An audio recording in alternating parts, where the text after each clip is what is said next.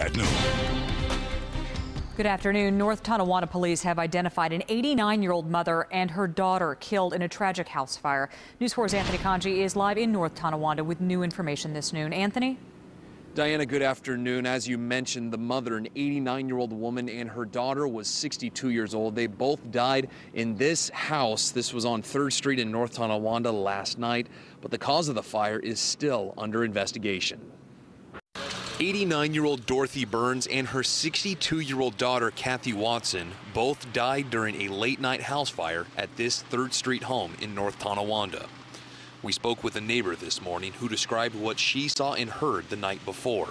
I heard pop, pop, pop, and I'm like, what is that? And I ran to the window, and then I saw a police car parked right there. I'm like, nobody else was here yet. And then a fire truck was pulling up, and I came running down. The neighbor said she lived next door to the mother and daughter for 8 years, but didn't really know them, saying they mainly stayed in their house. The neighbor also says the two were smokers and that at least one of them used oxygen tanks, but she says she did not hear an explosion. If there was an explosion, I would have heard it. Firefighters responded shortly after and were able to find the two right away. A couple of the guys reported that they forced the door, found the victims right near the doors. Burns was pronounced dead at the scene. Watson was given CPR in the front lawn.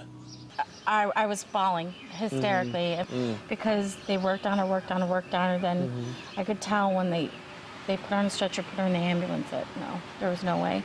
Watson was taken to DeGraff Memorial Hospital. She was later pronounced dead. I take it personally when it happens in my city. We'll do everything we can to make sure the families are taken care of and come to a conclusion on this fire.